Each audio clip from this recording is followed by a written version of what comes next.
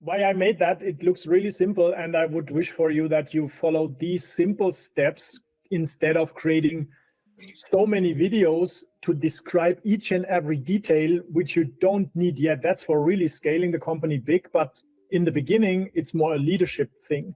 It's more like who is really accountable for which part in your business, from sales closing down to delivering the work to the clients.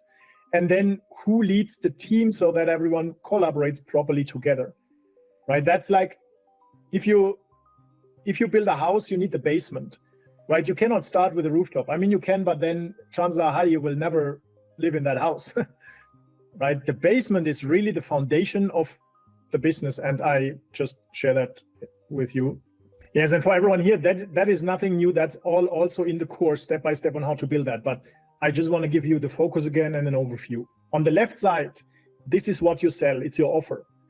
And the offer consists of deliverables, right? So not what you do.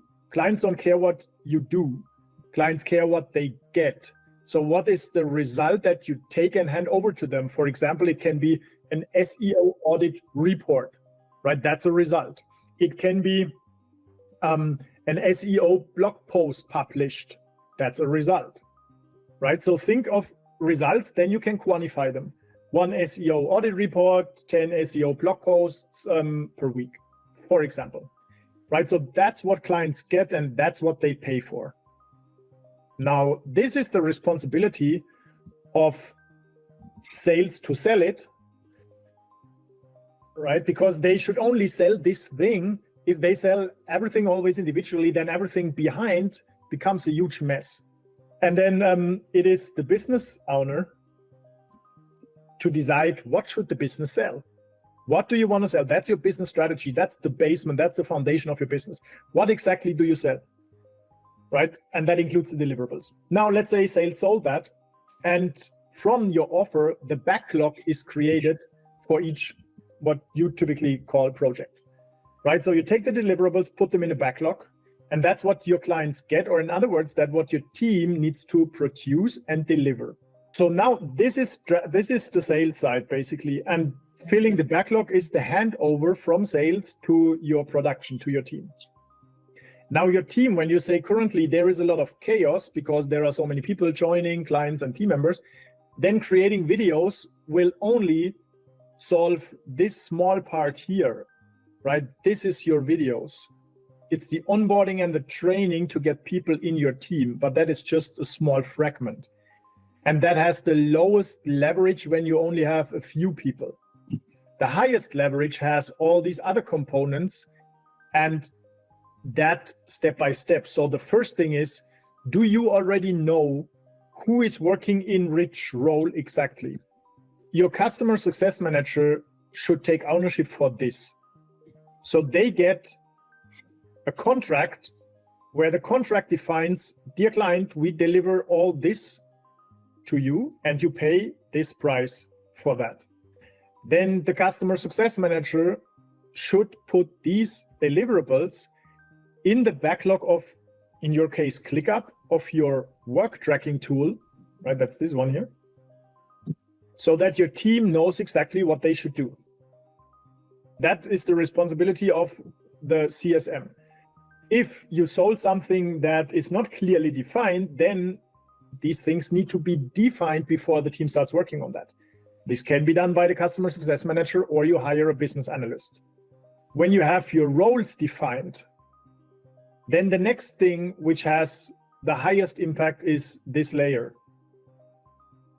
You implement Scrum for your team. That means you have this person here, the process owner, and the process owner does the weekly planning on Monday, going through the backlog of every project together with the customer success manager and making sure that what has the highest priority given by the customer success manager, right? That's the person to prioritize. That those work items or deliverables that have the highest priority make it to the next week's sprint backlog, And the team commits on delivering that. Every deliverable should have a person assigned who is the owner of this task or work item. Right? That's how you bring ownership to your team. They say, okay, I take this, and assign themselves. Then the process owner asks, who can take the next thing? And then I say, I take it, assign myself. At the end of this meeting, all high priority work items are assigned by the team, and that's how you get ownership and commitment. Right? And the process owner facilitates that. So I would recommend to really have a process owner leading your team through this Scrum process. Monday planning, Friday review, and every day a weekly. That's how you really bring accountability. And the rule of these meetings is, as you also find it in the course, showing, not telling. You don't want, process owner is Scrum Master. That is a synonym. You don't want people just to talk about work. You want people to show work. They should share their screen, show their ClickUp board, and say, that's what I'm doing today. This task, this task, this task, that task. Right? Otherwise, you have people, they just blah, blah, blah, blah, blah, and then they leave the meeting and nobody knows, okay, what did we talk about? Always make it important that all work is in your work tracking tool, and people always share their screen and show what they are doing and what they did. So if I was you, I would focus on this, implementing this, and making the customer success manager the owner of your backlog for the team. And then we can talk about the next steps. If you want to learn about the 6 building blocks of a self-managing business that is powered by AI, automation, self-managing teams, and global freelancers, then just click the link below and you will get free access to the AI-powered business blueprint that shows you exactly how you can run a global business with automation, AI, and freelancers.